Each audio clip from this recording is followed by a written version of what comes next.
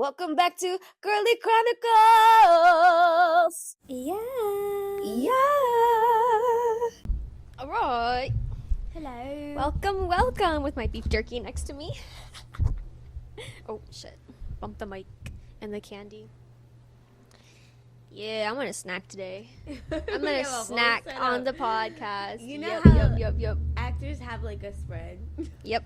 That's the spread. You see, this is how I know I'm supposed to be an actress. I just feel like I have that energy, that vibe. Hello, girlies. Guess who's back? Look who's back. I actually missed you guys. Honestly, I was excited to come today. I was like, No. I'm gonna get to talk. Yes, honestly, I've been missing you. Yay! Like, I'm like, Jazz is coming back. Yes, I missed Yes. y'all. I have been enjoying, doing it with my other co-host. But yeah, I don't know. There's just something about like Maya and Jazz. The unhinged duo. Yes, ma'am. The OGs. Yes. Okay. The original girlies. Oh, and okay, I saw we have What a did you see? rebrand. Okay. Yes, I saw the name. I love the name. I think yes. I I'm didn't like, mean that's that good. for real. Oh no, I just used that as an episode title. I was like, that's so cute. Right. I that's why I just wanted to use it as an episode title because I like the Sisterhood of the Traveling podcast. Yeah, that was so cute. And that's kind of how I think of our friend group too, because there's 4 of us, and we're all like very different. Okay. So I was like, okay. Cute. Every time we link up, I'm like, it's the Sisterhood of the Traveling. And you know what? We are about to be like split up, kinda. Yeah, I'm not excited about that. Yeah. But honestly, I just watched this video the other day from the Mel Robbins podcast. I know everybody doesn't like her, but I love that bitch. Who is Mel Robbins? She's like a motivational speaker.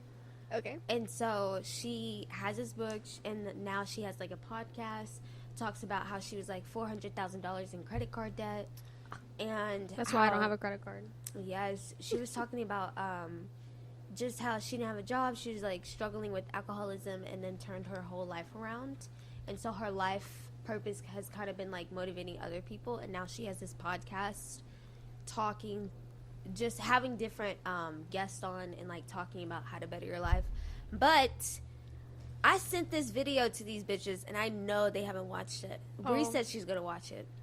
Oh. But it's about friendship. I know what you're talking about. Okay. It's about friendship, and it's about one of the main points that she talks about with female friendships is women go through so many different milestones, way more than men, because the way men show up in friendships, it's like cousin love. Like, they don't get really deep with each other. They're not like super intimate, and the way women have What's that about? I don't know, but she says it's like when we meet up, we talk about what's going on personally, and usually when men meet up, they meet up with a bunch of them, and it's like your business isn't out on Front Street, because it's everybody's sharing in a way. I just thought of like strip clubs, like yeah, that's like how that's their meeting ground. Men going to a place to see women naked and get like that's their hangout time. Like get hard together, like. Or like I always thought in high school the weirdest thing was seeing like the cool boys like all get up and go to the bathroom together. I would be like, ew. That's our thing. That's our culture. Why y'all going in there peeing together? They have to hold each other's dicks. No, like the one urinal in between rule. Oh my god. So they're not looking at each other's pings. No, they want to see. But yeah, she talks about how we go through so many different milestones, and being able to meet our people where they're at, and like relational aggression, like mean girls, like passive aggressiveness with your friends and stuff, not being as direct as men.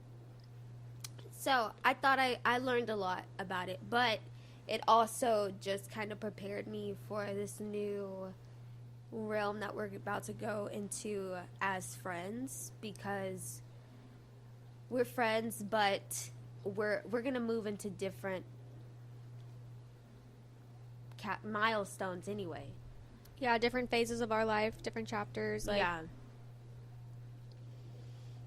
Yeah, like Alex is going to get her doctoral degree. Yes. Bree's doing her thing. Like, we're all doing our thing, you know? Yeah. And, I mean, I know that I don't want to stay in Texas forever. Same. So, there's that. I think my mom is like, she's preparing herself for it too, because she's like, I guess you're never coming back to East Texas, huh? And then I was like, she doesn't know. If I get the I'm getting all the way out, honey. Yeah, I'm getting out of Texas, honey. I was just talking about New York the other day. You want to go to New York? I feel like that was like my childhood dream of living there. And I feel like it's so big and so diverse, and you get to practice your individuality so much that you can really thrive there as an individual. I mean, if you had the money. Right. 'Cause I've seen those apartments. Right. Those closets. Mm-hmm. They're like, this is the kitchen, and it's like right next to the bathroom. Like, New York, for me, is different than LA. Yeah. I would ideally really want to move to LA. I don't know, like, I do, but I don't. I feel like to retire, I would want to live like in LA, because it's just so congested and crowded. Like, yes, it's beautiful, but I'm like, LA? Yeah. Because Dallas is like congested and crowded, but not like LA. Right. And New York, I mean, I would not think about owning a car in New York. I don't want to live like in the city. Okay. I want to, especially during like the fall, like in the country, like like upstate. Yes. Okay. Oh my gosh, it's so. I have never been, you guys, but I've always seen pictures, and I'm like, it's so pretty there. And my friend, her sister lives like in Virginia, so she would always take pictures and stuff like that and bring them back. I was like, what the fuck? Like, that's what I want my falls to look like. Yeah, I know. I wouldn't mind going to Virginia either. Yeah. I just want to get out of here. Yeah. Yeah. I don't really, ideally, like, in the United States, outside of, like, New York or LA or here, I'm just like, where would I, like, want to live? Because everything else, I'm like, meh. Yeah, I want to live. Yeah, exactly. Like, the United States is kind of like to me because sorry, because like if it's not coastal, what is it? Yeah. Who are you? And then our beach, the Galveston Beach, is funky. And yeah, and not Gulf not, of not the Gulf aesthetically. Hey, not the Gulf of Mexico. Okay, Yeah. The Gulf of Mexico. Yeah. The Gulf of Mexico. Ooh. She's not really cute, but She not. like, yeah, California, either north or south, or because like Baja California, which is like the Mexico part of the land, is beautiful. I mean, I've been down to Cabo. Yeah, Washington, Oregon, beautiful mountains, forest. The other coast, she's cute, I guess, you know, but who wants to live in Florida or Georgia? I've heard Florida is really clean. That's what I've heard. Like, their government Florida is going to be underwater. What? Global warming. I'm the serious. only thing I'm scared about, okay, because I was talking about this the other day about, like, the reptiles and, like, how it's so warm. Yeah, it's so warm there that the crocodile, like, no, excuse me, gators. The alligators, like, will I don't be know in who the lives waters. there. One of them. Yes. One of them creatures. They, like, swim with the gators and, like, pat them like they're pets. You know, I told my coworker the other day. Yeah. Because, I don't know why. Because, you know, Jeremy, he's the one from China. he moved to America to go to Florida, the tech one, the Florida Tech, Georgia Tech. No, Florida State. No, I think he went to Florida State. Okay. Florida State University. That's where he went. That's where he lived first, and then he moved to Texas. And I told him, I said, I'm from Texas, and I would not want to go to Florida. And he laughed. Oh, okay. So what was his take? Was he like, I like it here more, or? I know. Yeah, I have asked him before. He does like Texas better because we have better. Dallas especially has better Chinese food. Oh, okay. So That's good. He likes it better here. And I honestly think that DFW, at least, especially, is more accepting to Asian people than Florida is, or at least where he was. Which is so funny because that's like, to me, it's where people are coming in internationally, like on that East Coast. Girl, it's So Florida. you would think that people would be like, oh, this is normal. Like, people are going to arrive here and let's just be open and accepting. Maybe in Miami. Yeah, well, no, because I've heard it's like, it's very racially divided down there too. Well, that's America, baby. Oh, yeah, that's true. That's America. But you know what? Now that you say that, I was thinking about how Dallas is on its way to becoming a super city too. Uh-huh. And people are like, I was talking with this one guy once, and he was like, if you can buy real estate here, you should do it before it becomes like, it starts booming. Girl, I've been looking at the prices of houses just for the fun of it because y'all know I can't buy a house right now. Who can? Hey, who can? Y'all, these prices for homes are ridiculous. And HGTV, they have where they rebuild these homes and sell them, but then they also have like a tiny home version, and they're like $60,000 to $100,000. And I was like, what the fuck? But honestly, no, that's like what things are costing right now Yeah.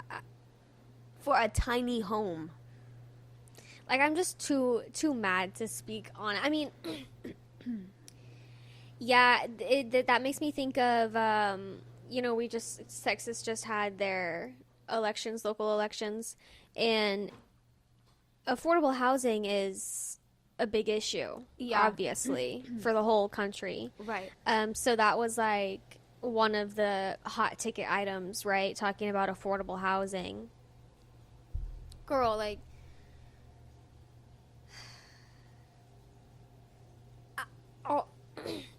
just stop regulate private developers, private companies. Like, it's all of these private companies buying land and buying houses and then selling them for way too much, because that is cardboard and thumbtacks, honestly, that what you're building. Yeah. Like paper mache houses. You know what I just thought of? What? You know, like the Three Little Pigs. Yeah. I just thought of a house of straw. Yeah. Yeah. That's really what they are. For $100,000. Yeah. $200,000, $500,000. Like, be so for real right now. Honestly, I'm like, who the fuck is buying these houses, bro?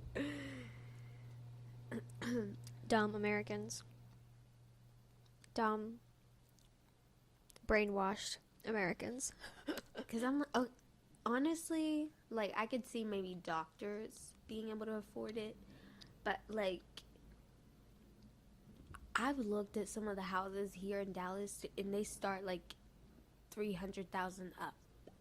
That's like, what me and Chris were talking about last week. He was saying how we were talking about taxes, though. Yeah. But yeah, how like all the nice houses in his area, like how many taxes do they pay? You know.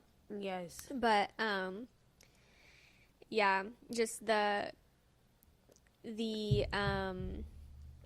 juxtaposition, if you will, of like wealth disparity, because White Rock, where he lives, is like there's all these nice houses in the Casa Linda area, and then like not very far from that is like apartments that are, run down, not cute, houses that are not cute, you know? Yeah. So, Don't nobody want them brown cabinets. You seen that meme? yes. I'm so picky, but I don't have like the price book, the wallet to match. Okay. Is there anything you want to update us on, or should we move into our topics? You guys, I started ballet. Oh, okay, yes, I saw your TikTok. Tell us. Oh my gosh. Okay. No, because I want to dance too. Tell me about it. Where do you go? Oh my gosh, yes. Fuck. How much is it? I paid $25. That's not bad. Yes. So it's $25 for your first 5 lessons. Okay. So I was like, okay, that eats. And then it's $65 a month after that for like 5 classes, I think. Okay. A month. Okay. And I really only can take classes on the weekend. So 5, that was going to be okay for me. Yeah. So when do you go? I go Saturday at 10 a.m. in Louisville. Ooh. But they have other classes that you can take. You can Yes. take hip hop, you can take tap. But the only thing was they were during the week at okay. 7 to 8. And I'm at work then. Okay, I see. But you would still do like your first 5 classes for $25, and then you can start whatever course you want for like $65 a month after that. What's the place called? It's called Dallas Conservatory. Oh, okay, Yes, okay. they have dance lessons, they have vocal lessons, they have acting lessons, and they have 3 different locations. They have Wait, hold on. Wait a minute. there's the one I go to is in Louisville. It's in a really nice area. I like it over there. It's Wait, closer to Carrollton. The Dallas Conservatory, but what facility are your classes at? The one in Louisville. It's I think it's called Castle Hills. Like Okay. that's the neighborhood that it's located in. Okay. But it's super nice over there, Maya. Okay. Like, Is there one closer over here? Hold on. yeah, let me look. there's one in Dallas. Yes. Okay. I just couldn't go to that one because the classes are during the week and I can't take them during the week because I'm at work. Yeah, I know, but I don't want to drive in that traffic. Come on, Maya. So I would rather go on the weekend too. Okay, so they do have some in Dallas. Well, I don't think they do Dallas ones on the weekend because I was trying to get into a hip hop class. Okay. The only Wait, thing well, what that about the acting classes? You don't know? Oh, I don't know about that. Okay, let me look into that. Okay. Let me look into that. And then what else? They have tap, they have contemporary, they have ballet. They Okay. have jazz. I do not like tap. I'm opposed to tap. Girl, I was like, "Oh, please. Like I want to start dancing." But Have you ever done any tap numbers? No. Okay. But honestly, okay, when I was in ballet classes, Yeah.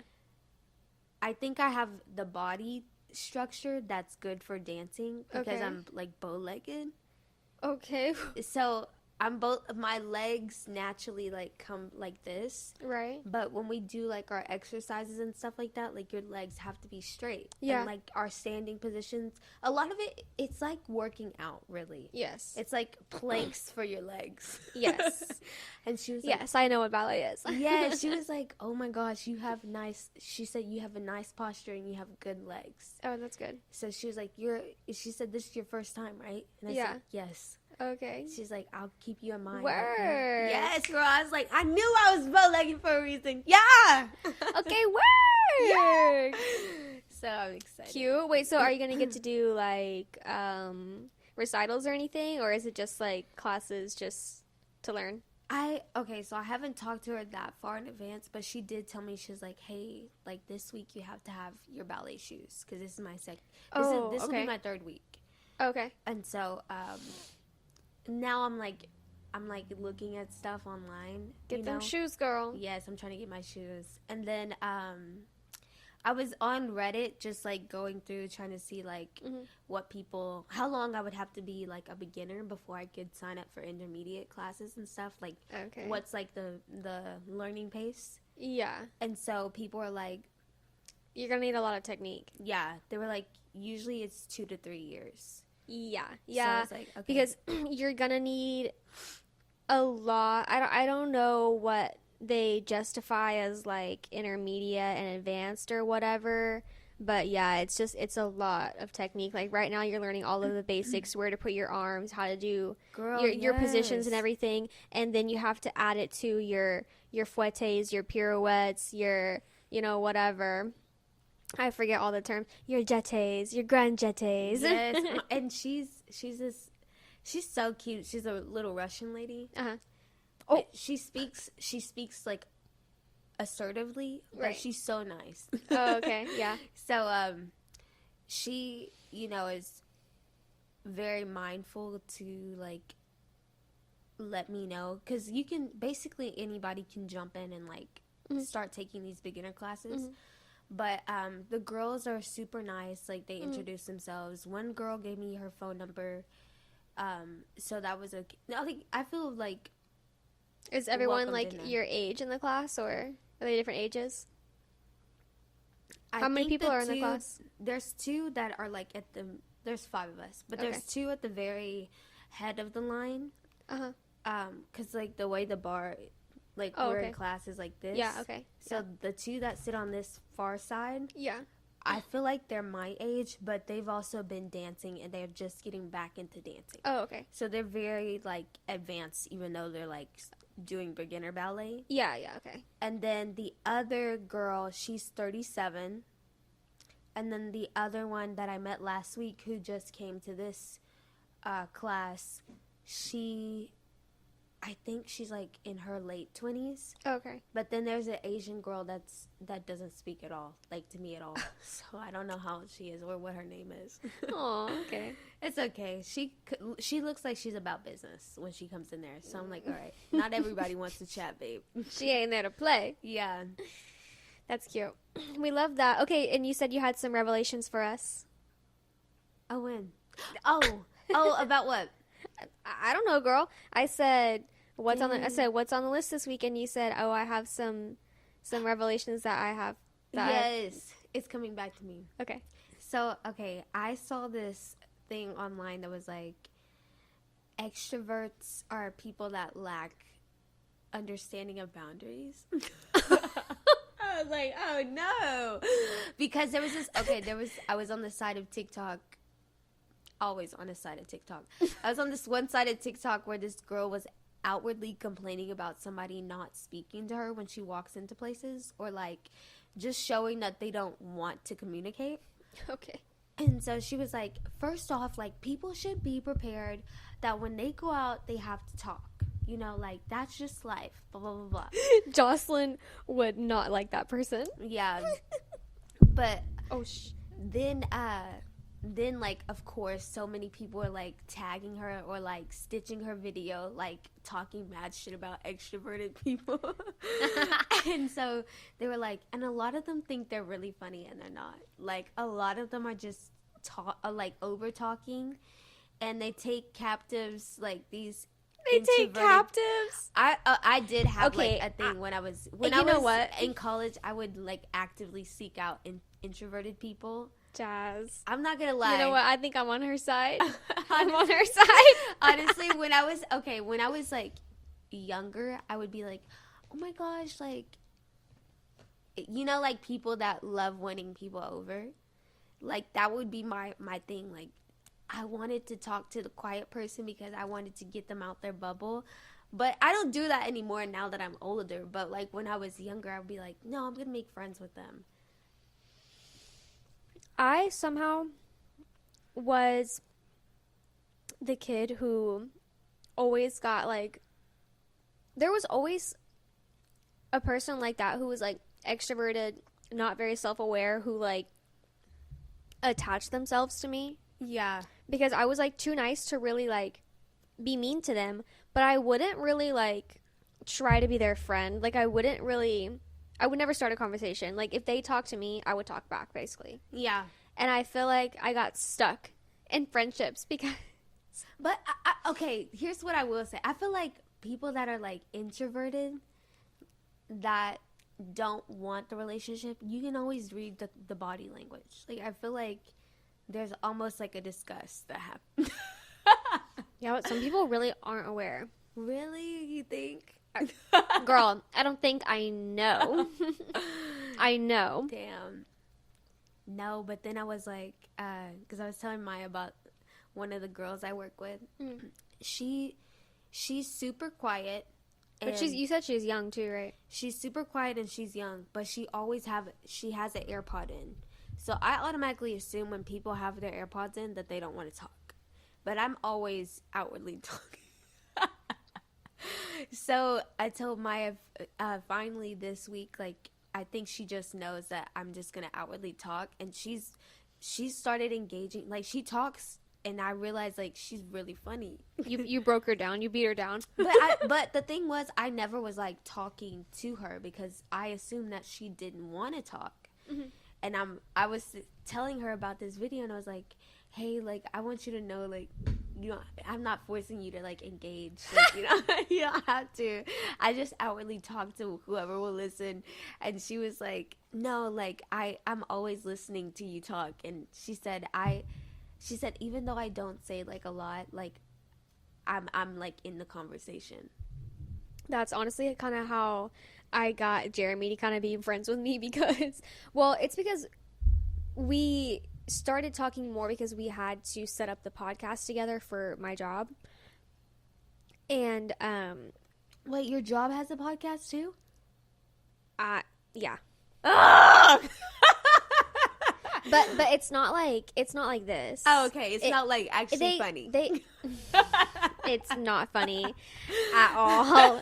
It's serious. It's news. Oh, no. It's news related. It's not really like a podcast. They call it a podcast, but it's literally just like interviews. Oh, okay. Or me reading a script of a news report. Yeah. Podcast.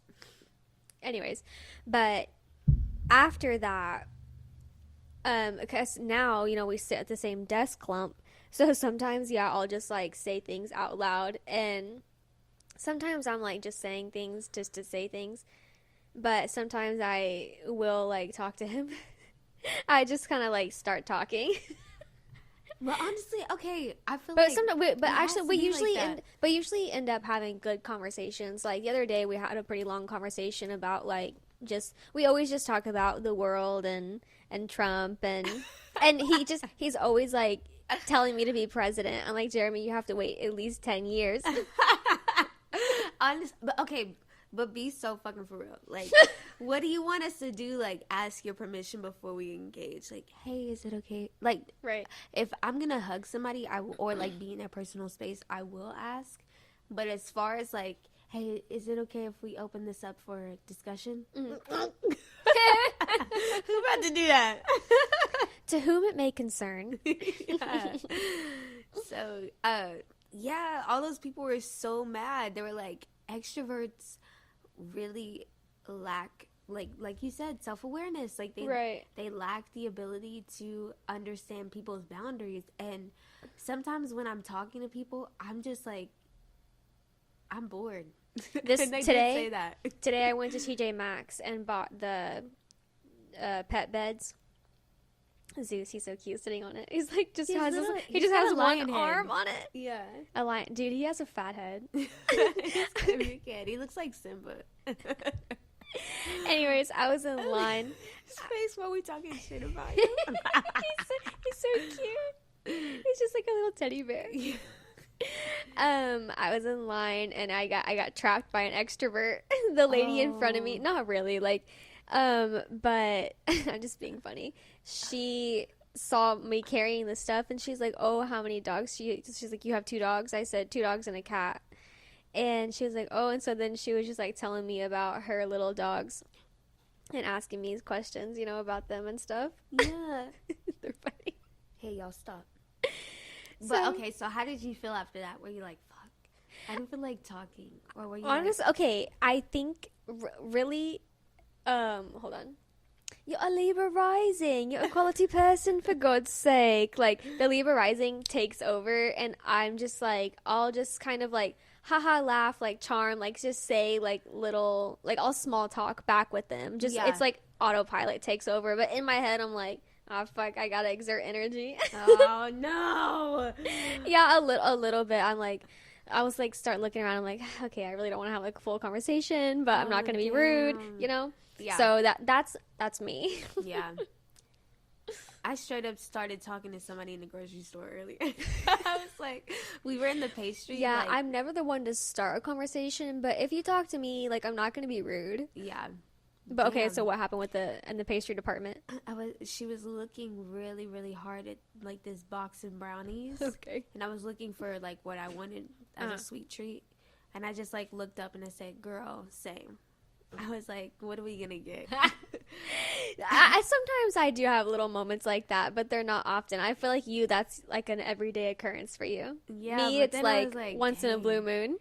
I'm like, I hope I'm not like that extrovert. All those introverts, bro, No. they was clowning. I was like, damn.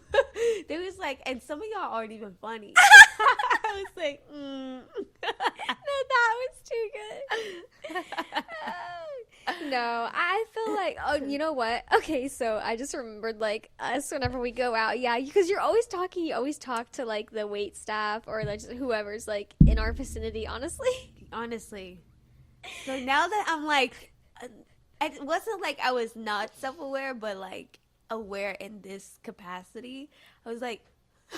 Really, I wouldn't say that you, like, okay, you're self-aware, and I know you're self-aware, but really, I would say that the way you speak to people, I feel like you just treat everyone like they're your friend.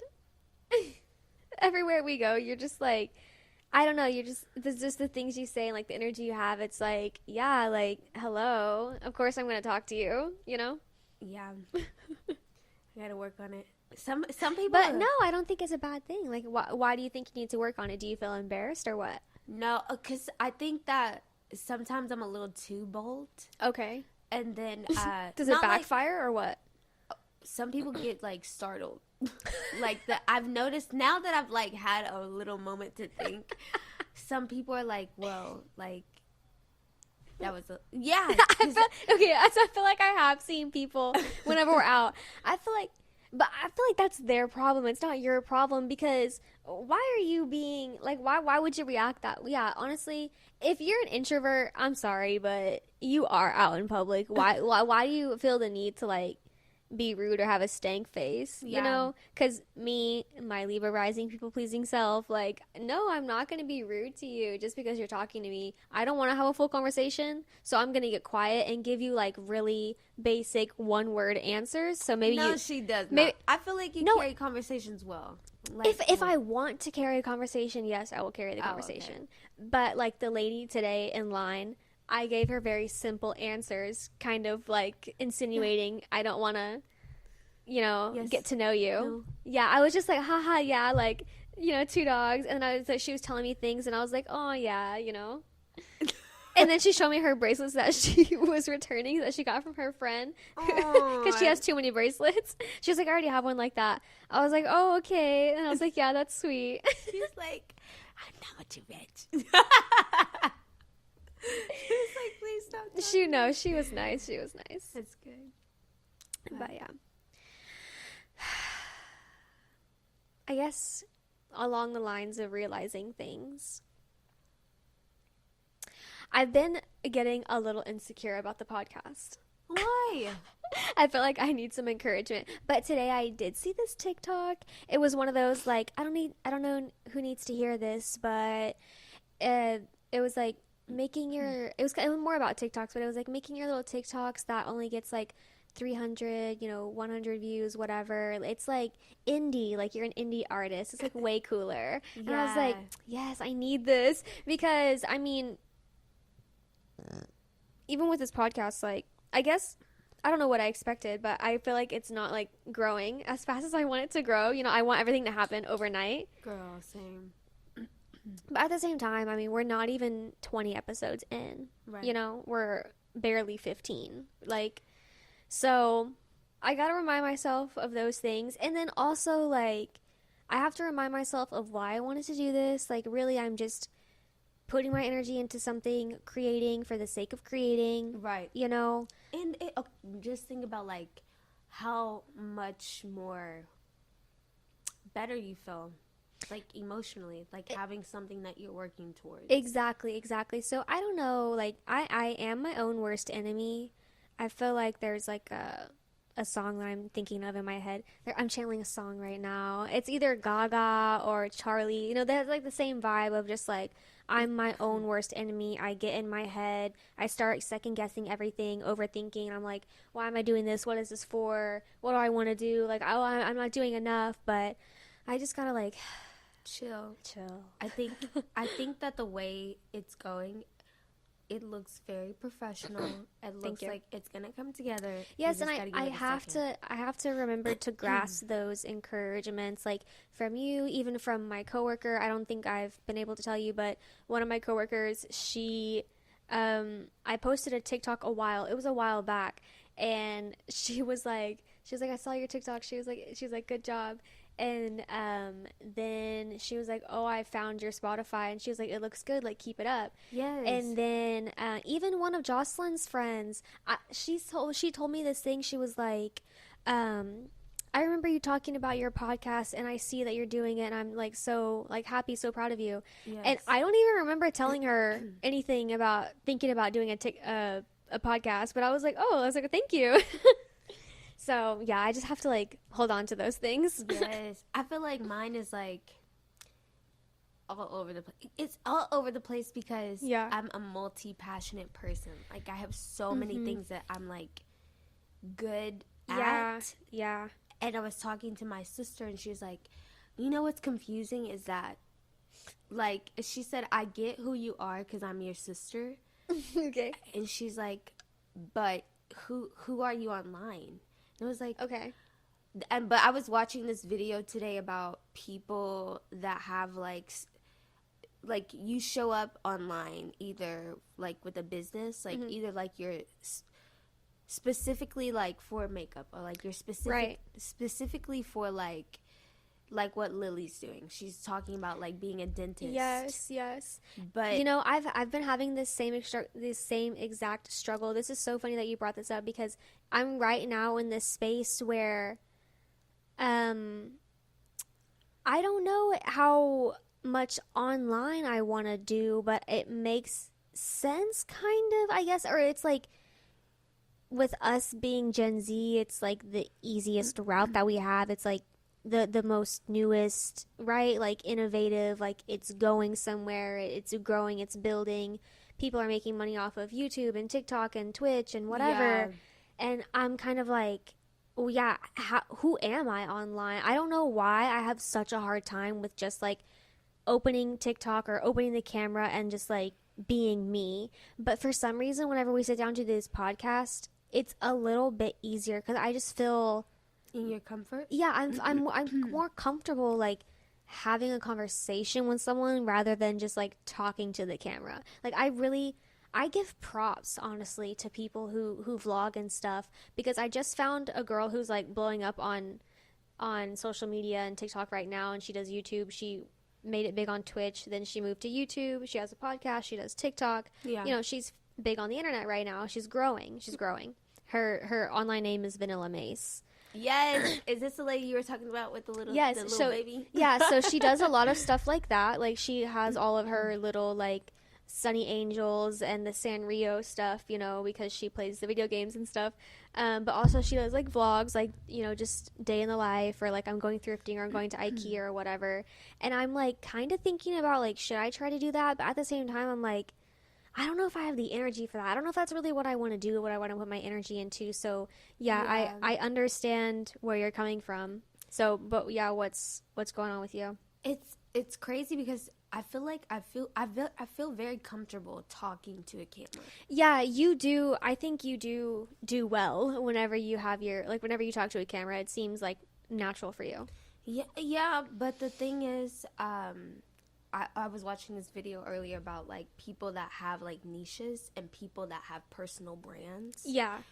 So I feel like I'm probably not gonna have a niche. I'm probably gonna show up more as somebody that's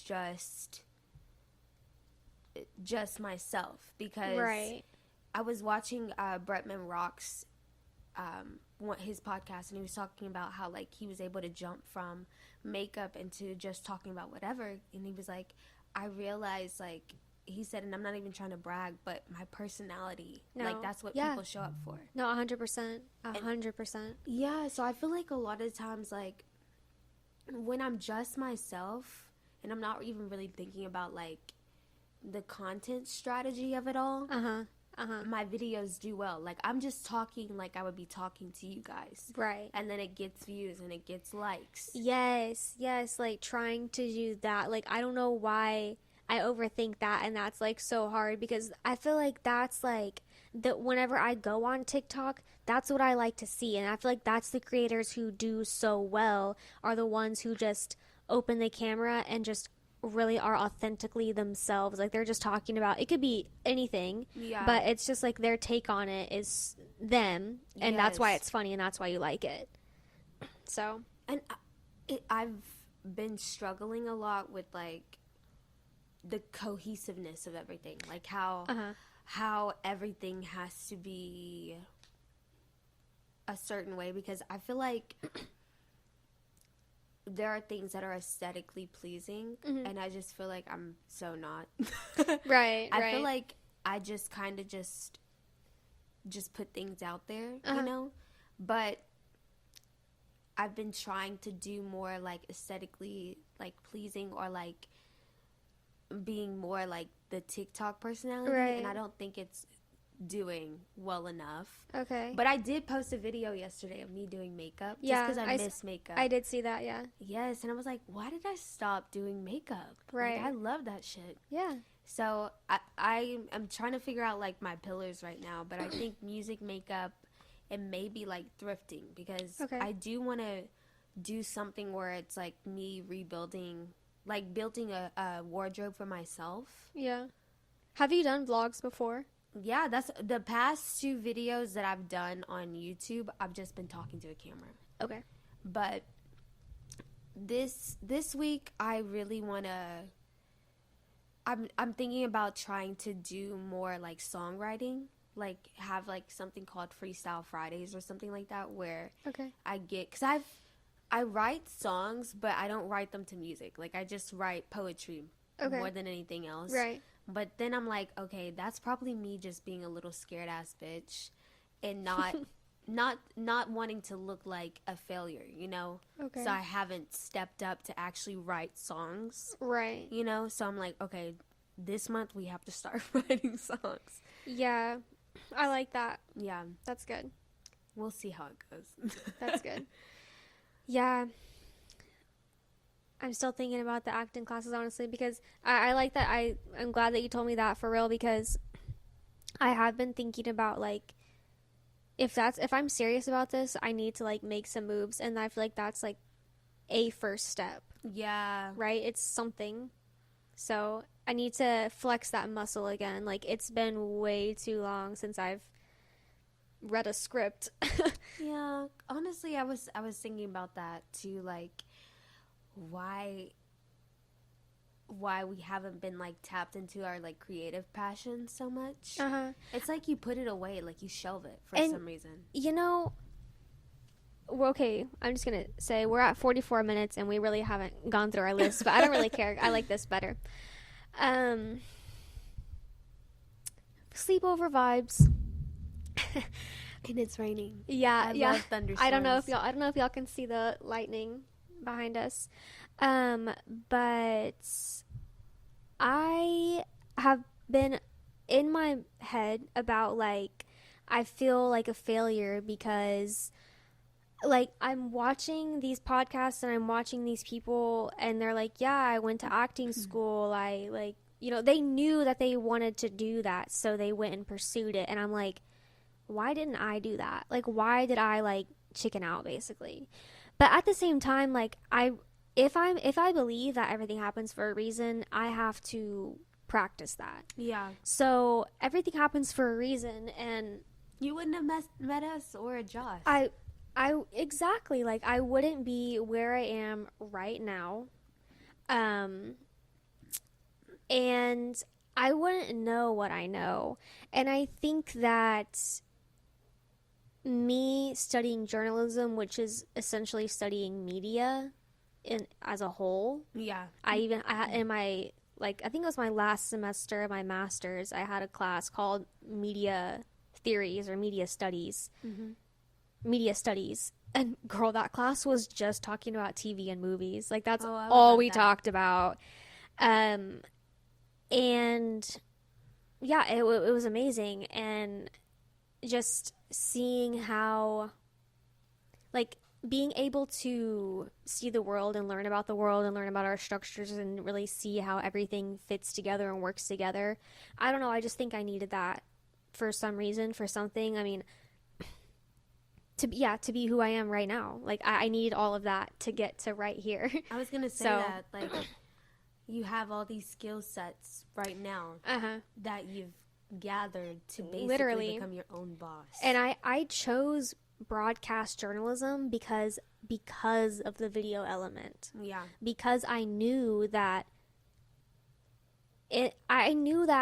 video was obviously the future, obviously becoming the primary, right? Everyone wants video.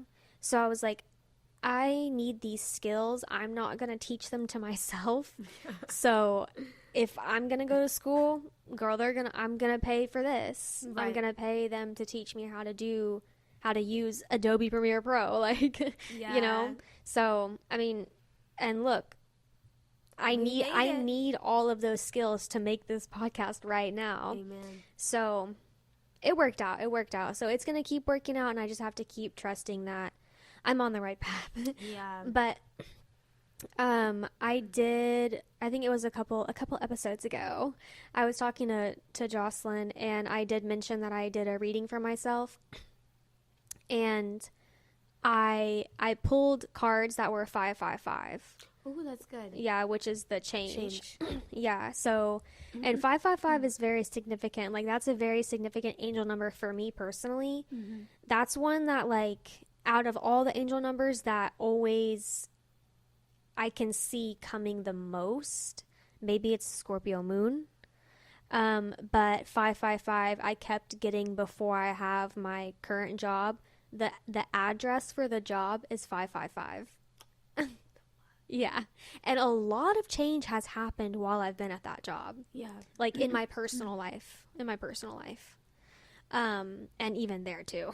Yeah. I just feel like that building is cursed, that land that building is on. Like, yeah.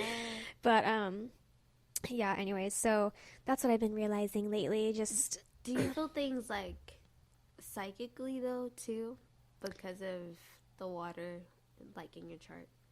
I mean, I guess even whenever I read for your sister recently, my sister can always sense she's like, she's always tells me, she's like, I feel crazy. I'm like, you're not crazy. Like, unfortunately, you're just very intuitive. And so you do feel crazy because it's like, why do I know what's going to happen before it happens? It's like, oh, wait, hold on.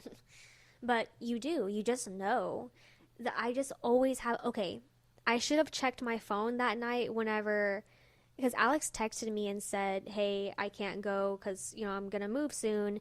And then I think Bree texted in the group too. And that night I should have checked my phone because I was having anxiety about the trip. And I was like, I literally had a conversation with Jocelyn. I was like, should I cancel it? You know, I was like in my head about it. And then I checked my phone the next morning and I was like, okay, I'm canceling it. Yeah.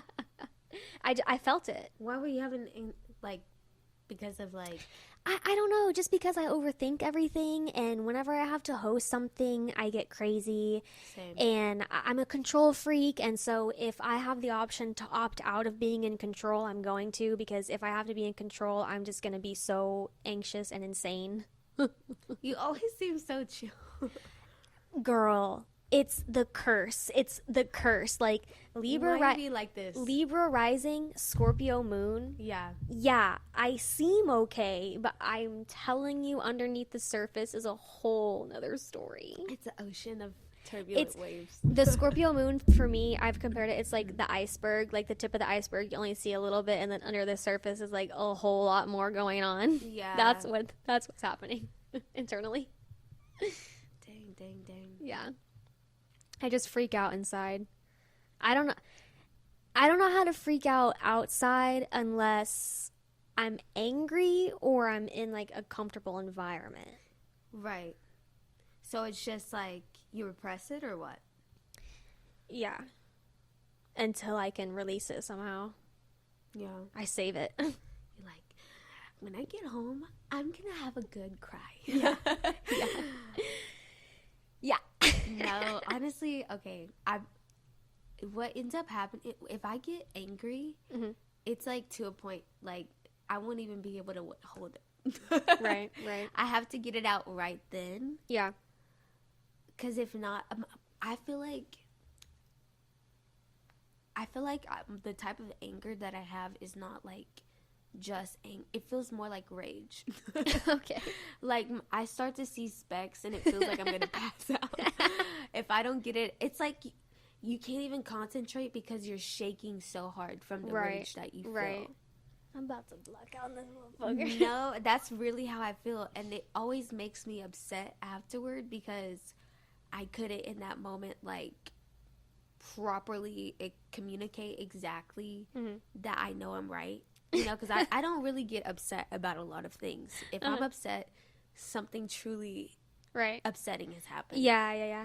And so then it gives people the opportunity to be like, I don't know why she's acting like what got, you know, and then I hate that even more. So I'm still angry. But honestly, sometimes like even when I'm sad or like anxious about something, I will say like I'm gonna hold it and cry at home, but then I never do. I'll forget about it. I'll forget about it. No, I sister, can't forget. I won't forget. She called me bipolar because she was like, you'll literally be like, because the way I move through emotions is very like fast. Yeah. So she was like, you'll literally call me, but it's like you're calling me to have a conversation with yourself. And she's like, you'll tell me exactly what it is that you want to do, and then like it's like you talk yourself down off a cliff, and then you hang up and you're like, okay, like it's solved, you know. See, I do all of that. I can do all of that internally. Yeah.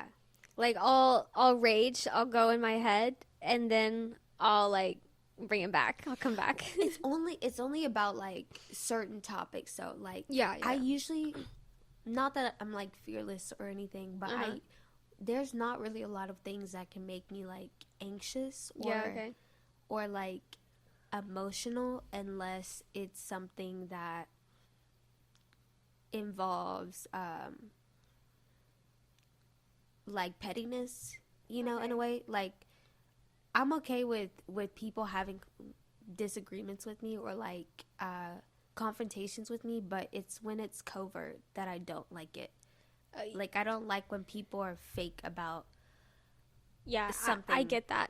That makes me upset too. Yeah, like I don't like I feel like I have like niceness, but like I don't like say I'm a nice girl and do like mean things.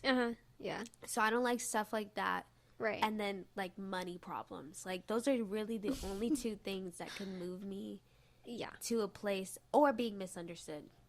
Like by people that I'm trying to fix a problem with. Yeah. That is probably like the most upsetting thing. Yeah.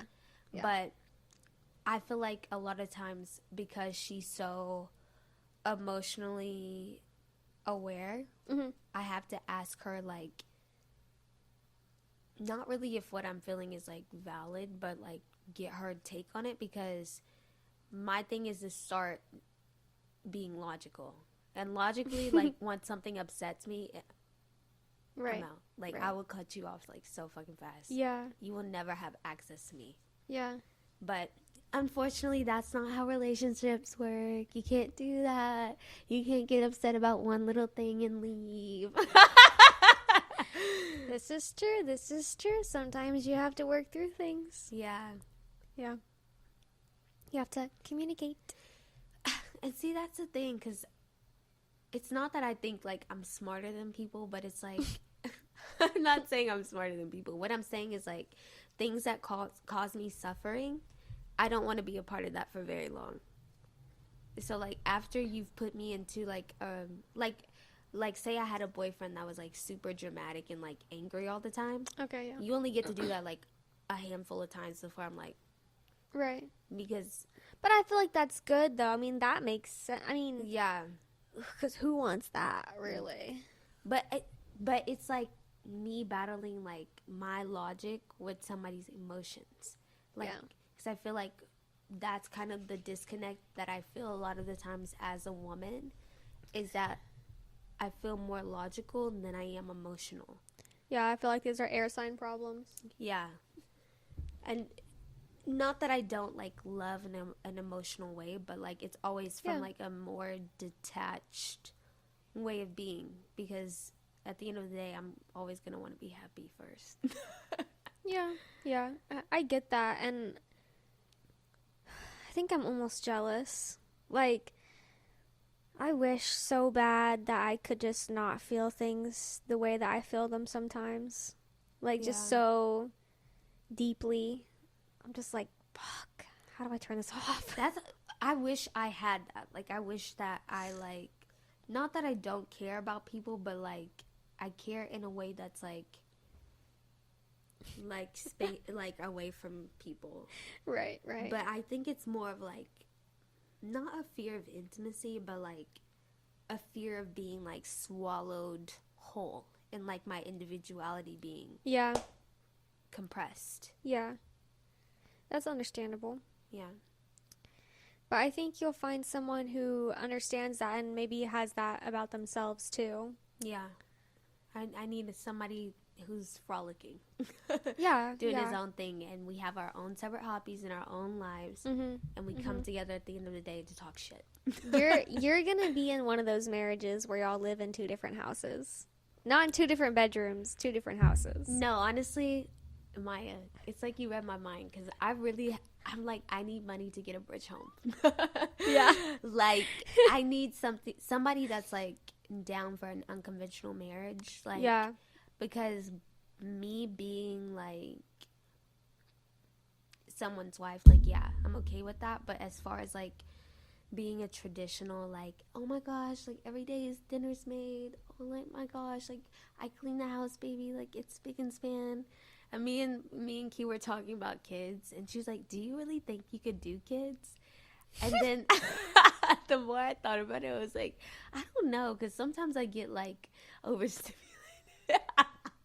No. And she was like, yeah, you, like, turn off. Like, my decision to not have children, I think, is a good decision for me, because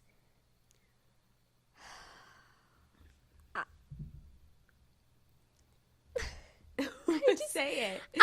I'm just trying to think of, like, I'm selfish. Like, I just want to be able to, like, be left alone. I want to be able to do what I want to do. I just want to be able to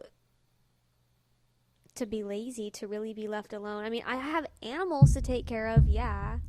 But, like, I just feel like that's really different. I mean, it is. Animals are animals. Like, a child is you have to guide it, right? An animal, you just them.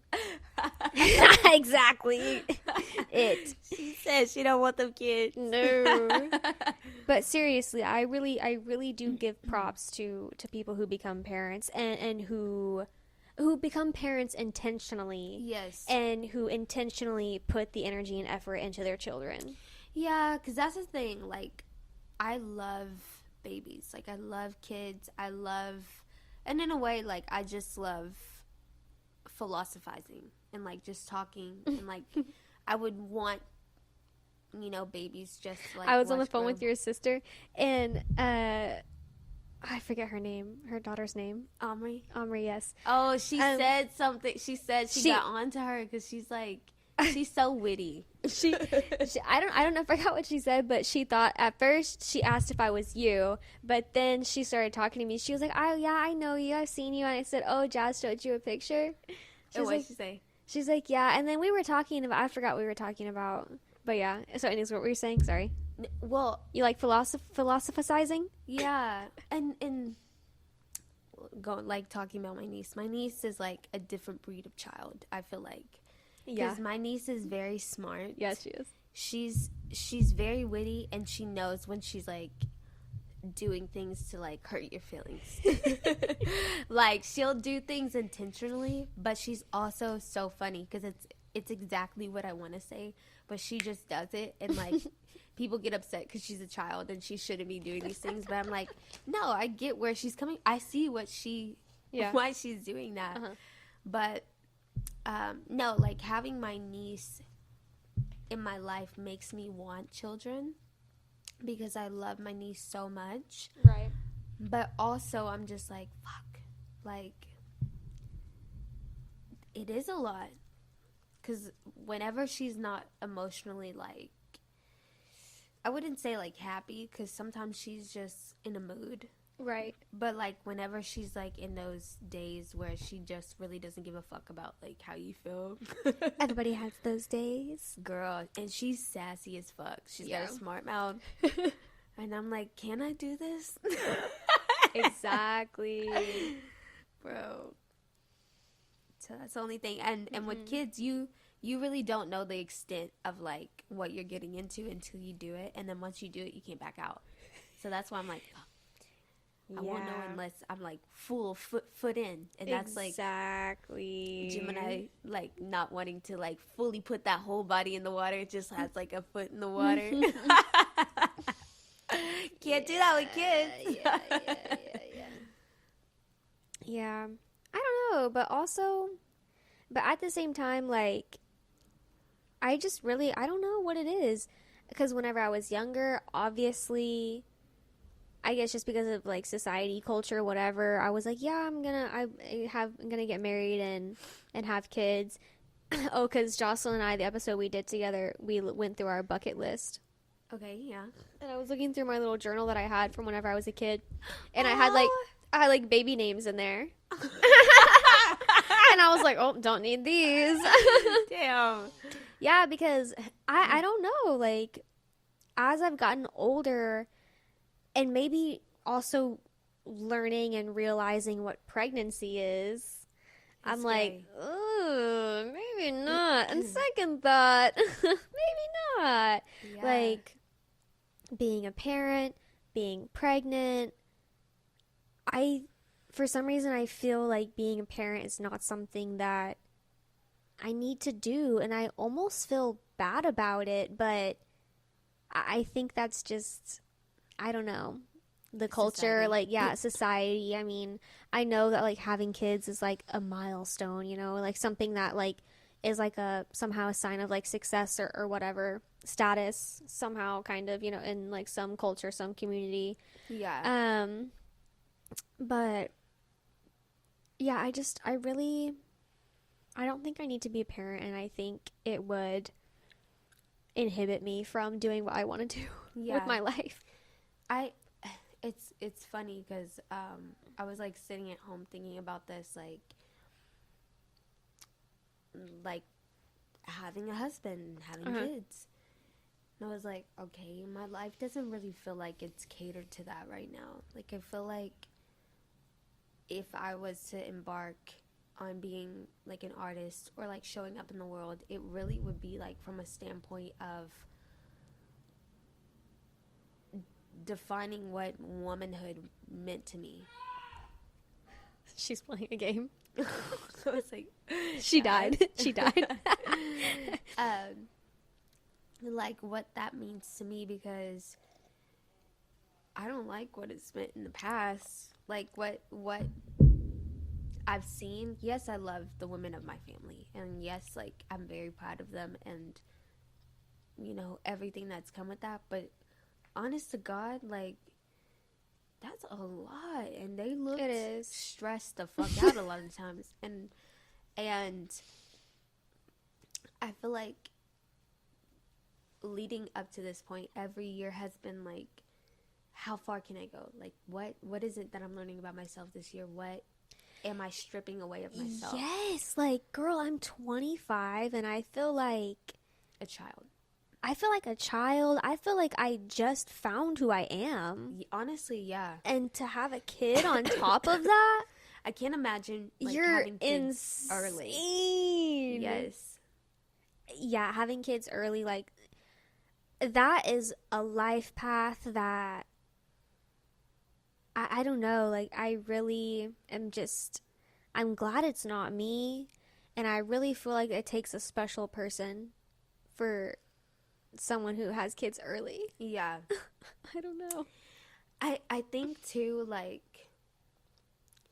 with people that have kids, because you do become very selfless in a way. Like that's the only way that you know how selfless you are as a person. Yeah. Is by becoming a parent. Right.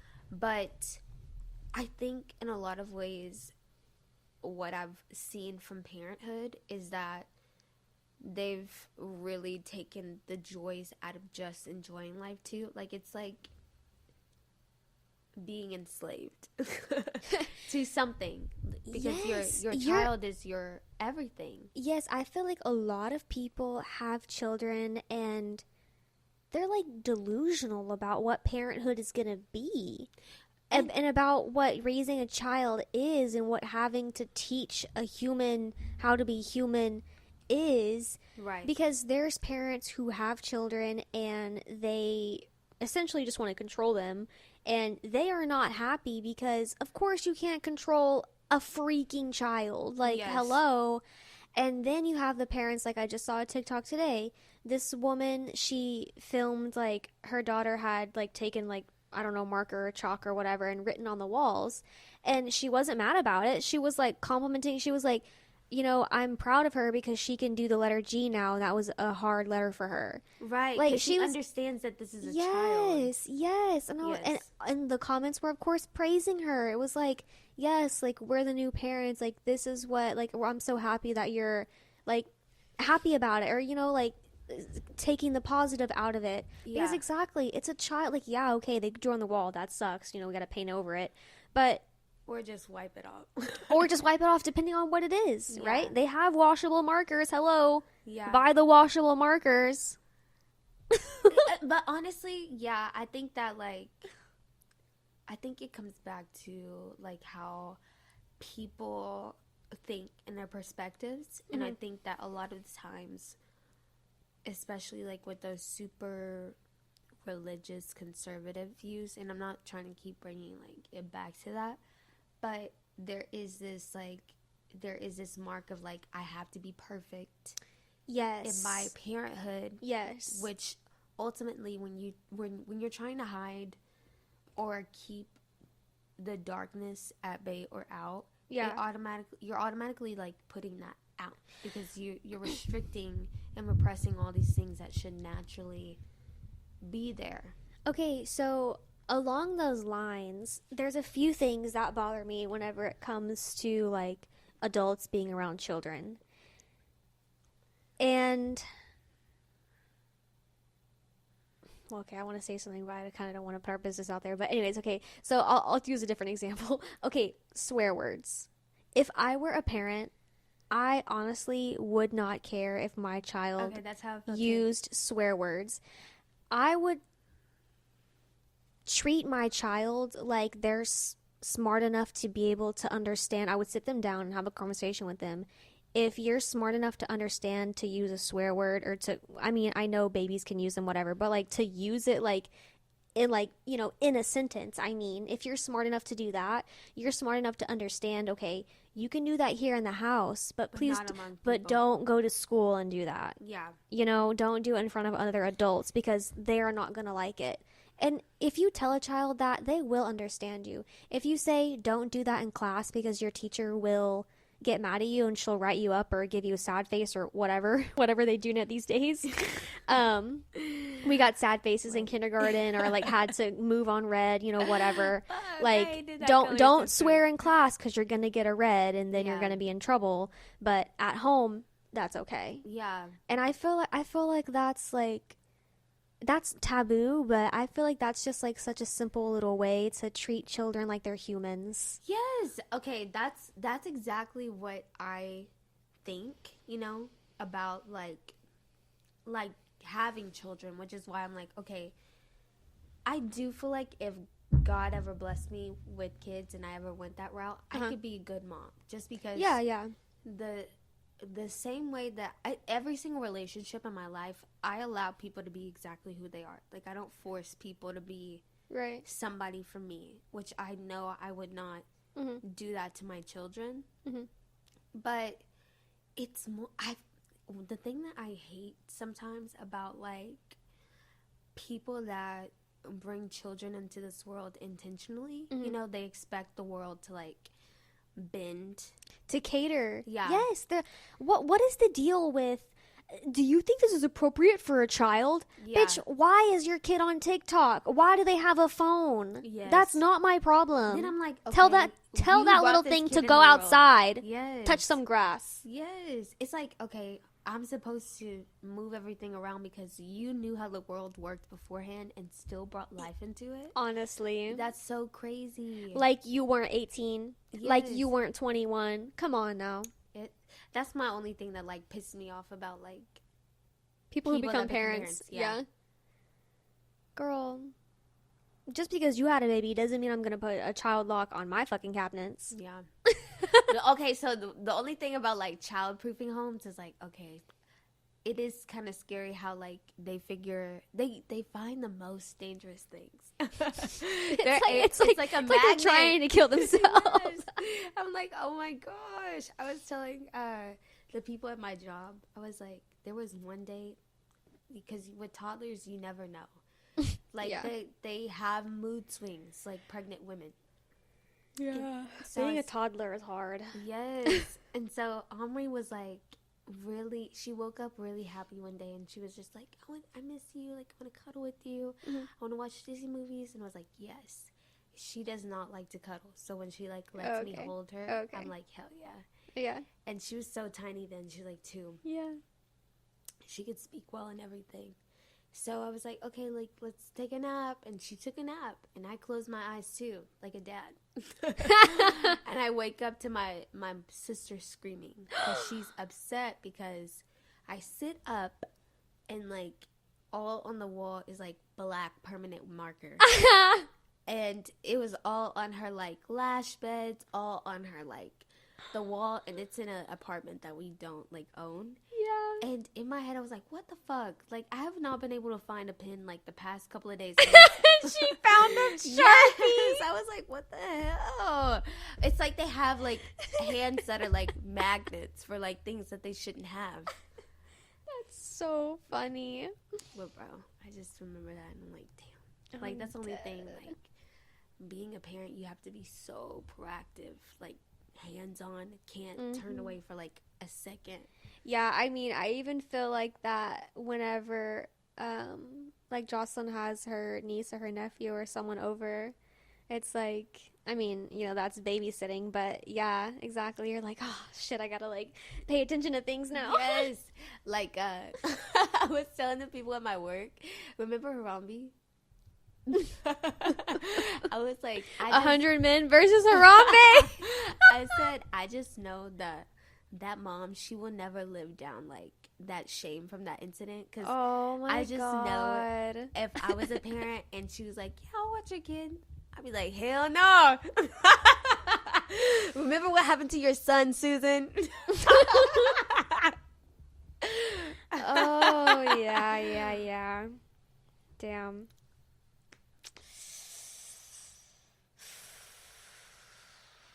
Okay.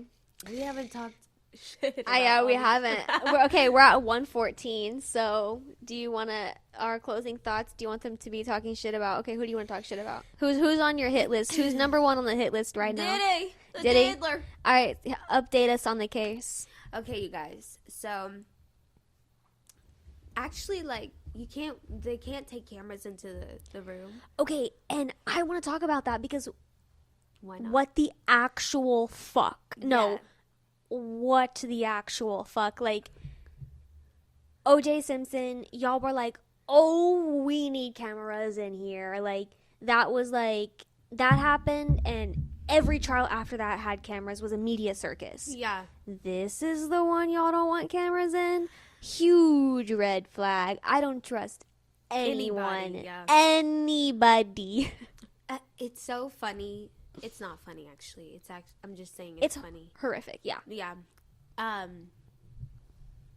So, these people, it's like a circus almost. These people were waiting in line, like, you know how people wait outside like the night before a big concert. People were lined up outside the doors, like in their tents, To do what? to get a seat in the courtroom. Because you can go in there. You just anybody? Yeah. They have an open thing? I don't.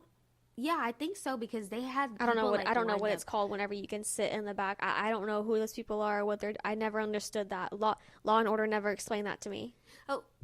Dun, dun, dun, dun, dun. Yeah. So then they have an overflow room, which is where a lot of the journalists and people are reporting from, because of course they're not sitting in the rain like waiting for to go in and the people who are supposed to be there. Yeah, the people that are supposed to be there didn't give enough fucks to be out there early. Who were on the clock. Yes. Yeah, because they have a seat waiting for them. Yeah. So how it starts is like they're interviewing these people for who's gonna basically be on the jury, and like he's trying to figure out like if people are biased, like if people have like any connections from the past that are like involving sexual assault or anything like that. So they start interviewing these people, and people that have been raped, people that had like knew people that were sexually assaulted or anything like that. They were like, no. And I guess he got to have a say so too. How many people are you going to get on this jury? If you... Okay. So how it was being described is because there's no cameras in here. There's going to be no women on that jury. Oh my God. And even then, honestly, okay, as much as like I want to believe that all women have the capacity to be empathetic for other women who go through domestic violence, there are so many pick-me women out there. Oh yeah, I've seen so many like different takes on the women's story, on the Diddy story about Cassie, and it's actually really horrific. Like just seeing how much like they side with this man. I will never in my life understand women like that. Not even for a second. But honestly, in order for them to uphold like this hierarchy of men being like the superior, they would have to have somebody that's complicit in that. I wish women would just realize that every single one of us is better than a man. Yep. I'm sorry, but hello. Have a backbone, have some self-esteem. Okay, continue. So, okay, basically what's happening is that they're verbally describing everything that's going on because there's no cameras on in this setting. Yeah, along with the sketches. Yes. So Diddy, of course, he can't have his hair dye in there, so he's all white. Oh shit, my laptop's about to die. Keep going. And they said like he's still charming, which that always baffles me, how like abusers can be so horrendous but still have this quality to be like lovable. And so then that's when they start talking, because they're demonic and have no soul. Like, that's true. Really and truly, I mean, yeah, if you're going to be spiritual, you believe in dark spirits. And that's one area when it comes to people like Diddy and abusers like Weinstein, all of those elites, all of these horrible, horrible abusers, that is demonic. Yeah. That is demonic. Go ahead. So, the first person that they bring in to talk to is a male escort. And so the male escort talks about how they were initially looking for a stripper, right? For Diddy's birthday party or for Cassie's birthday party. And they hired the stripper through a third party. So the stripper arrives to the place that Cassie and Diddy want them to meet at. And Cassie, originally he was getting paid $400, but Cassie gives him like $4,000 and was like, hey, like, this is what's happening. Like, you are not here to strip. Like, we're gonna rub baby oil on each other if that's okay, right? And say no. girl, that man was getting that $4,000. But he did not know what he was in for, which is not worth $4,000. Well, okay, so I guess Cassie was like, if you're comfortable with it going further, then that's okay. But if not, like, we also understand as well. So of course the escort was like, okay, yeah, like, I'm okay with having sex with you. And he also describes Cassie as like one of the most beautiful women that he's ever encountered, right? So he said that what would happen is that he would come in, because after the first meeting, they would meet up several times. Which is probably why Diddy used her the way he did. Yeah. Like, what, he used her to lure these men in, kind of? Or kind of like to do, like, to, like, prop them up, basically. So the thing is, like, what's being unearthed, like, in this trial is that Diddy actually, like, didn't have, like, sexual encounters with the people that were, like, around Cassie. It was more so, like, he would use her as, like, trafficking and his own sexual fantasies. Okay. So while this guy is, like, having sex with Cassie, Diddy is in the corner, like, telling the guy everything he wants him to do to Cassie. Yeah. And masturbating in the corner. Yeah, as expected. Gross. And then during one session, he says that Cassie is the one who tells him to urinate on her. And so that's when it kind of gets weird, because people are like, what the fuck? Like, she's playing the victim, blah, blah, blah, blah. But honestly, y'all, like, she talks about how she was so scared to talk to him face to face because she never knew what side of him she was going to get, that she would send emails. Diddy? Yeah. Oh. Cassie's saying this about Diddy. Yeah. So she was like, I couldn't put words to it in the beginning, but I was not enjoying those things that were happening to me. I was just somebody trying to survive. Like, that's what this was. Yeah, and that's exactly what I thought whenever you said that. Like, I'm sure along the lines, like, that's part of the agreement that he, like, part of the guidelines or whatever, like, that's in the kink. Like, it's included, and she knows that. Yeah. So, of course, she's going to ask for it, because that's not her first rodeo, babe. Yeah. Like. So, they say that Cassie's pregnant right now. Yeah, I saw that in the drawing. I was like, oh, shit. Yes. This poor woman. It's awful because she's having to relive, like, these traumatic, this is like a decade of her life. Yeah. Being imprisoned to somebody else, and then having people think that she is, like, loving the shit, basically. And the escort goes on to say, like, he remembers the first time that Diddy beat the shit out of her in front of him. And he said that he couldn't first time? Yeah. He said that after watching that. For what? I can't remember what he said, but he was like, he couldn't get aroused enough to, because he was scared. Yes, he still wanted them to have intercourse. And so Cassie talks about how Diddy had her hooked on drugs, and that the sex offs, the freak offs would happen for, like, days on end. And some days, like, she would be up for days at a time because he was keeping her high on drugs. And so I'm surprised she's still alive. Honestly, yeah. And I mean, that's like a miracle, bro. Because honestly, when I'm explaining, like, talking to men, and I don't know why I'm talking to men about it.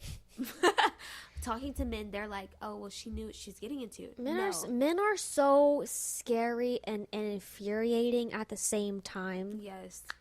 Because when you think about it, Cassie, she's just like us. She had a dream. She's 19 at this point in time. She's working for one of the most successful producers at that point in time, who is forcefully pushing himself onto her, ignoring all of her boundaries, groping her. She says she has a boyfriend, making fake flyers saying that she has to work events so that he can steal her for, like, times to go on dates and stuff like that. That's, you have to think about, like, being 19 and having a boss who can either make or break your dreams, and then realizing, like, you're stuck with this guy because he had her, I think it's like a 10 album deal, which that's unheard of. I did see that. I saw that. Industry. I don't know what TikTok, but it was obviously a TikTok talking about the case. And I saw the 10 record deal, and I think someone in the comments was like, yeah, that's how you know crazy. He was like, he literally bought her. Yeah. And then you talk about, like, all these people seeing her be abused, like, seeing her not as a victim, but just like complicit in all of this, which is so crazy because this man was violating HIPAA. He was paying for her medical records to be changed, for doctors to lie, basically. That's what he's being charged for, sex trafficking, but also those are federal crimes. You can't just... They're getting him on anything and everything they can. Yes, because I saw an interview where somebody was like, so he's getting arrested because he was freaky? No, bitch. He's getting tried for being a fucking predator. I'm like, are you... Even if he was, like, are you serious? How can you justify literally anything he did? Anything. Yeah. And not think that is a disgusting monster. That is a monster. That is not a human being. Yeah. That is a monster. So, did you see the video where he was beating her in the hotel? No, I mean, I know it exists and I've scrolled past it, but I'm not gonna watch it. So, because a lot of people are like, okay, it's gonna be hard to get a jury that's unbiased because they've seen that footage, right? Exactly. That's what I'm saying. How can you? This jury is ridiculous. Like, I mean, the way they're selecting it, because, yeah, these videos are on the internet, like, and the sexual assault thing, like, huh? Yeah. Huh? This part of the justice system is, okay, obviously it doesn't work, just point blank, period. But this is where I start to get angry. Okay, when it comes to people like him, he has a lot of charges, yes. But really, what I think should happen is everyone who was ever victimized by this man should be able to get a weapon of their choosing. Okay. They get to choose a weapon, and they all get to take turns like a piñata. Ah! That is the only thing I think should be happening.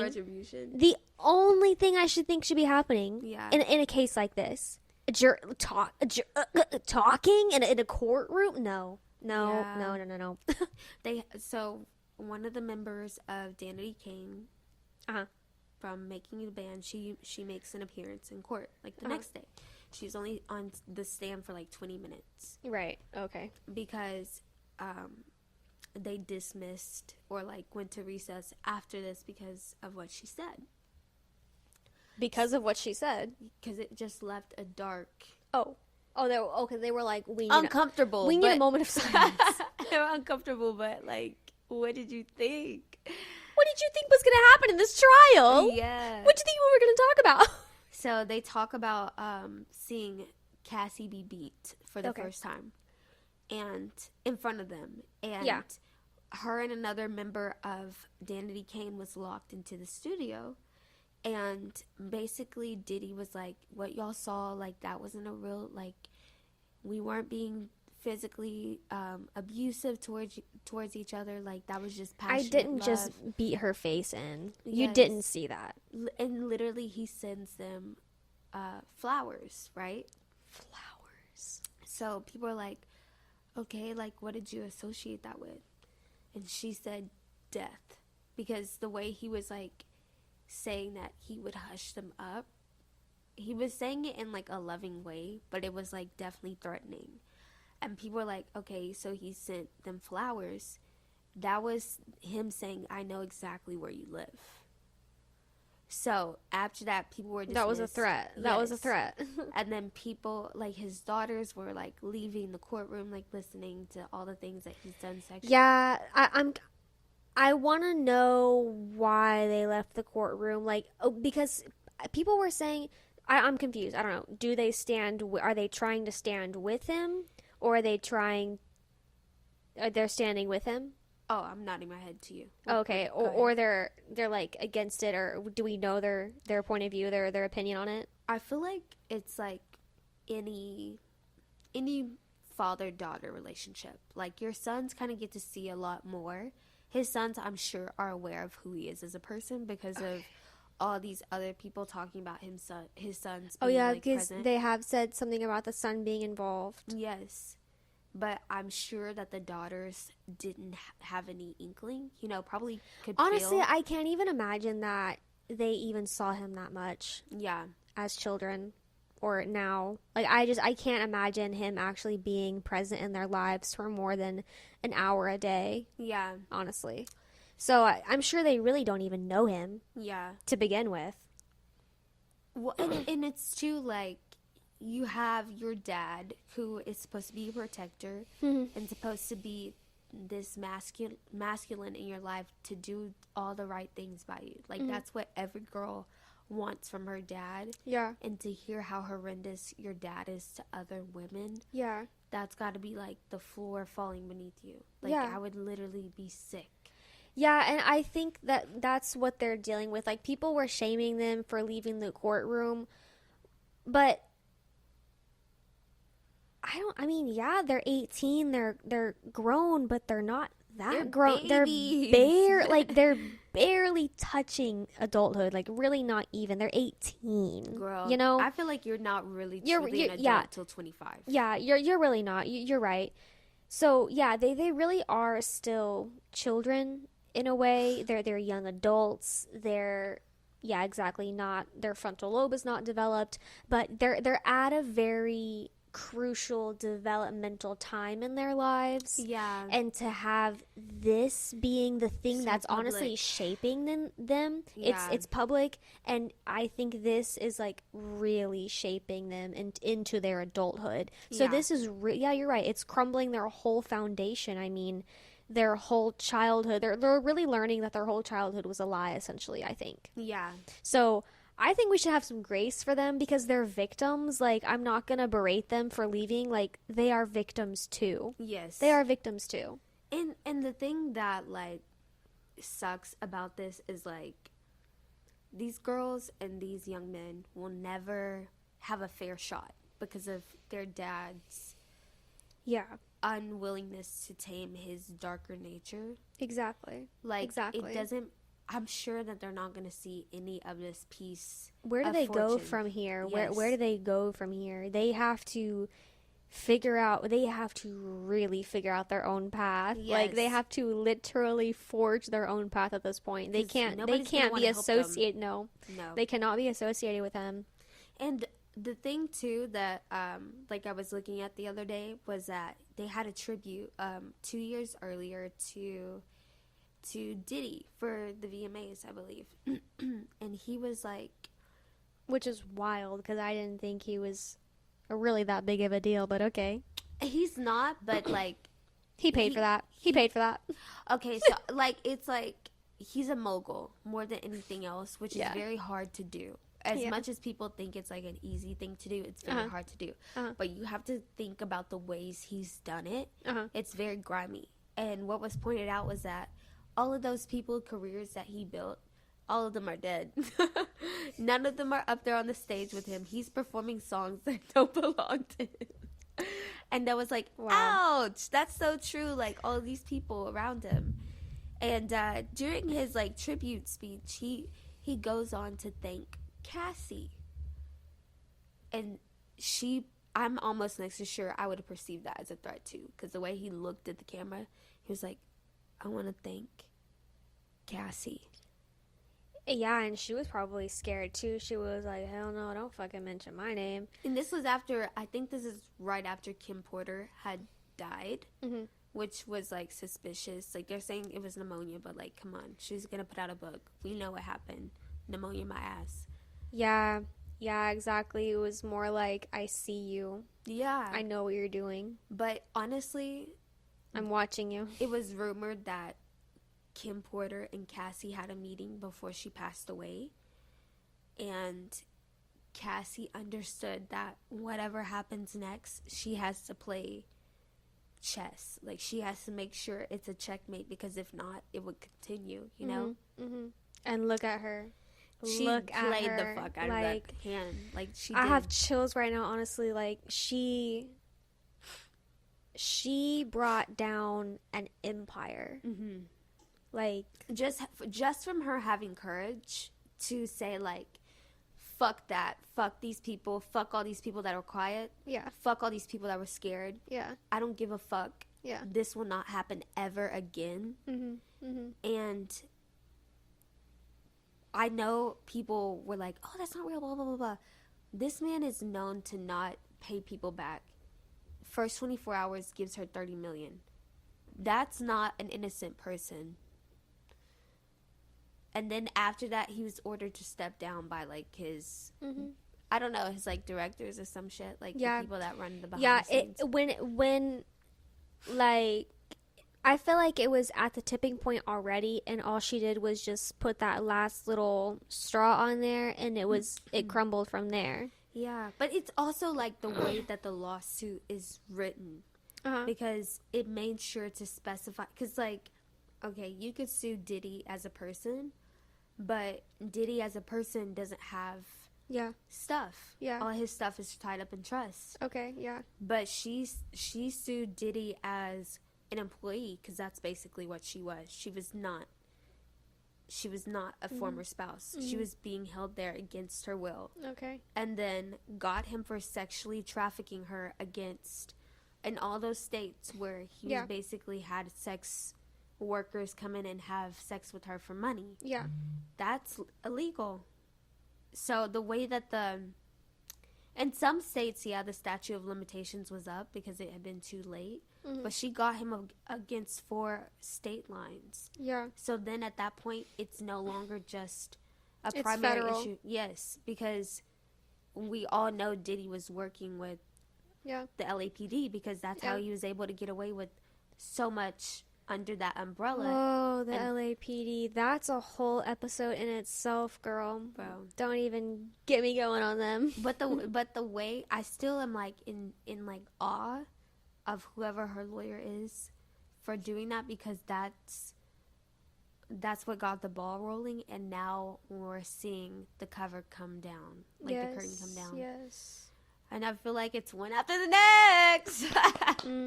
Thank God. Oh, don't think I haven't forgotten about you, Jay-Z.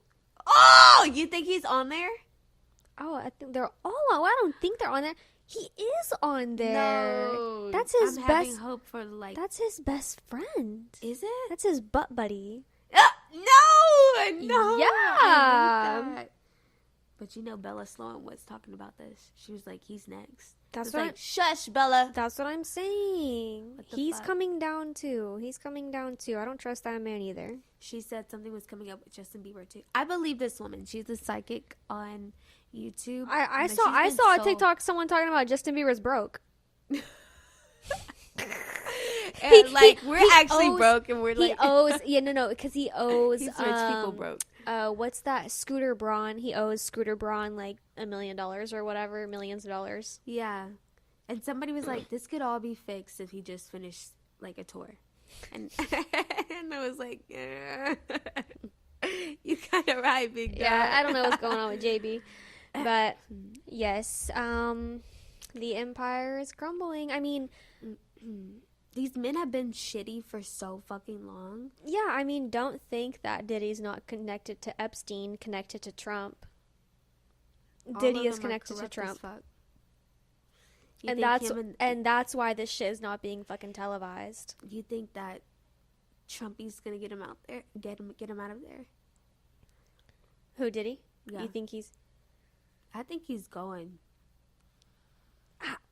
That is a good question, because I really haven't heard Trump say anything about Diddy.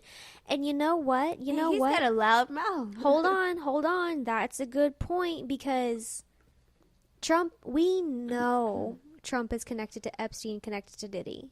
We know this.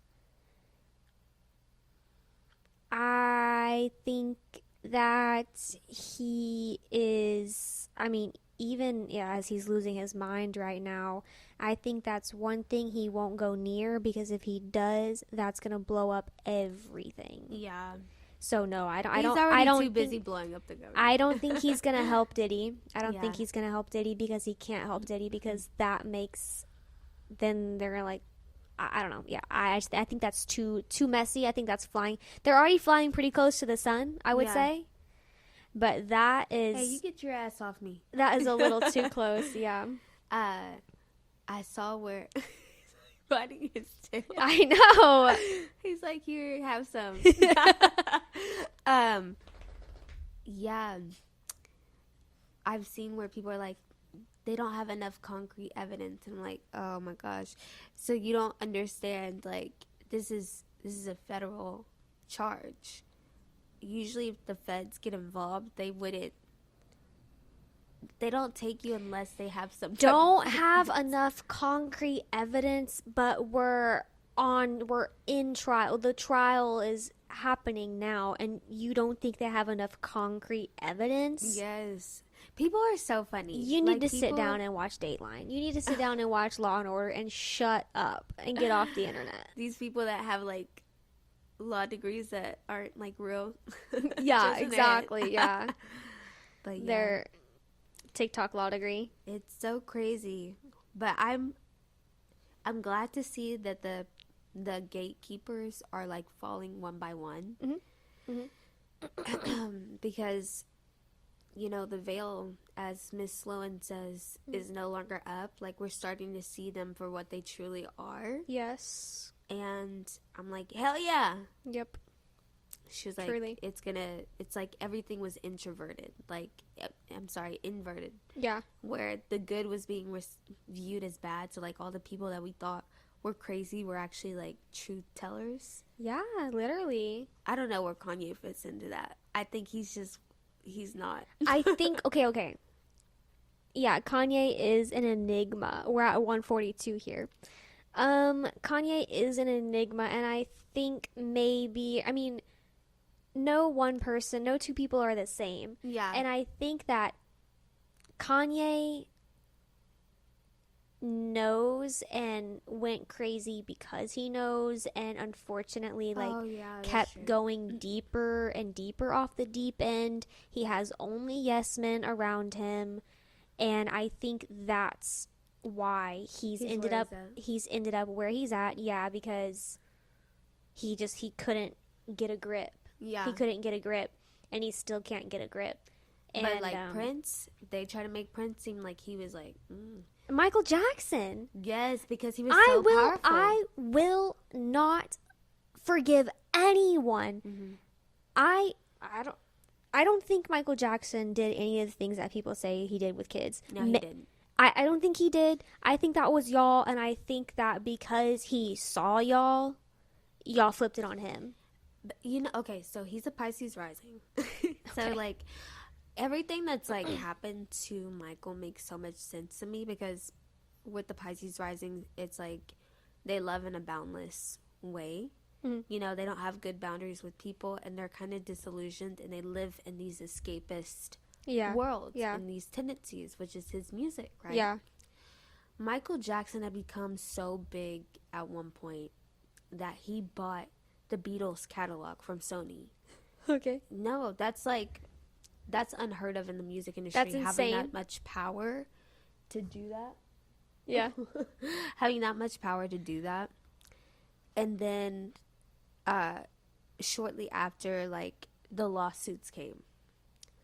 And then the drug addiction came. And the spending habits. Yeah. And then he had to basically go back on tour because of... I love touring. Yeah. And so I'm like, okay, this was orchestrated in some form or fashion, because how do you go from having all of this money to buy a Beatles catalog to, like, being broke by the end of your life if somebody didn't orchestrate your downfall? And I feel like Prince has always been so... MJ's doctor. They're killing me. Yeah. I feel like because Prince is a woo-woo, too. He's a Gemini sun, Scorpio rising, and then Pisces moon. Look at... girl, you didn't have to tell me none of that. Look at him. Look at that man. Pull the picture right now. Yeah. I love his style. He's so cute. But he's always seen things for what they were. Like, he knows, like, people were trying to make them look crazy even though they weren't, which is why he never was, like, very vocal unless he was giving, like, cryptic messages, you know? And I'm just like, fuck. Like, I would love to hang out with him for a day because I just know he's funny as fuck. But he's dead. Yeah, I know. But. And he died in a suspicious way, too. Yeah. But that's what I'm saying. Like, all of these people that. And I'll say mainly black men. Like, the black men that we were just talking about. Cat Williams. Yes, who say things that are actually true that nobody has the fucking balls to be like, actually, I did see that. Have you seen that movie, we talked about it one of them days with Keke Palmer and SZA? No, but I need to. Okay, yeah, you need to see that movie. You know, Cat Williams is in that movie, and his role is, like, the crazy homeless guy who's, like warning them because they're trying to get a loan, but he's outside the loan place, like he's lost all his money because of this loan place or whatever, and he keeps like warning them like don't do it, like yeah, he has a line at the end where he says something like he's like their guardian angel. I don't know what he says, but basically like that's kind of like the vibe that he's giving, right? Like the crazy like guardian angel basically. But that's kind of, I don't know. I think that's kind of crazy that he has that role in that movie because I feel like that's where he's at right now in real life. Yeah. Like, he's been telling us. I think that everything is so spiritual. And the ones that know are, like, also tapped into, like, some spiritual wavelength. Which, like, naming all those people, they all have that quality about themselves. And to me, especially with Kat, like he's always talked about how like the masculinity of black men has been challenged, you know, within the media because it's like this modern day buck breaking that they do with black men to tame them and to tame their masculinity and to be domicile. Right. And Kat has always been like, nah, like yeah, he's tapped into his feminine side, but he's not like I'm gonna put on a dress to like sell records or like sell movies. Like I'm gonna be myself, stand in my power, but because of that, it goes against the structure of the politics of this industry, so I'll never be in. Right. Yeah. So that's the only thing. Did you watch the draft? I know you don't know anything about sports. Okay, so like. Damn. Where do you think you are right now? Who do you think? I know I'm at the Woo Woo Girl house. The draft for what? For football. Because, okay, for football. I didn't watch no damn draft. Yeah. So, do you know who Deion Sanders is? I have heard of this name, yes. Okay, so he's like this sounds familiar. His nickname is Primetime because of how great of an athlete he was. So Didn't he play for the Cowboys? Or no, that was someone else. I don't think he played for the Cowboys. Okay, anyways, continue. But he has sons now. Okay. Who are going to the league. Okay. And within how the draft works is like in college you play well enough and the draft is like I know what the draft is. Okay. So like they have these estimations of where you're going to end up on the draft based by your stats in college. Yeah. So it's based off your college resume portfolio of how well you did in your sport. Yeah. He was projected to be number 1 in the draft, right? Okay. His dad had said, like, hey, like, my son can't play for XY team because that's not acceptable.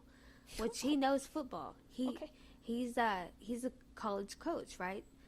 Which nobody's talking about the fact that basically what he did was black excellence within himself because he's coaching for Colorado. Most of his players went to the NFL, which is unheard of, you know? Yeah. So the kid drops from being the number 1 draft pick to being like, I think the 5th round. Okay. So people that were way worse than him were ahead of him. Right. And where your place set in the draft determines how much money you're going to get paid. Okay. And like what team you go to. Okay. So people are like, why is this happening? What's going on? And they basically were trying to say that he had shitty like behavior because he's confident, right? Which the journalist that reported that that said he was arrogant, had a shitty interview, blah, blah, blah, blah. Racist. He wouldn't come forth and say what his name was. And people were like, why did we judge his whole collegiate career off of like one interview with a anonymous person? Also, he's an athlete and you're judging him off of his personality. Fuck out of here. But the thing, that was the thing that was being brought up. Like, people are saying quarterbacks are supposed to be confident because they have to lead a team. But then people are like, but his whole life he's been kind. Like, he's been considerate. We know him because this kid we watched grow up amongst us. And so that's where people are like, it's politics within that industry, because it's very hard to become an NFL owner of a team. And it's because you have to be white. Yeah, it's still a predominantly white industry. You have to be white to be an owner and to be a head coach. Yep. And so literally, to me, it was like witnessing a butt breaking of a black man, because you see all of these cocky ass white quarterbacks all the time. When I was in school in my master's degree, I became like friends kind of with one of my classmates, and he at the time he was a sports writer, and I want to say maybe for the Mavs.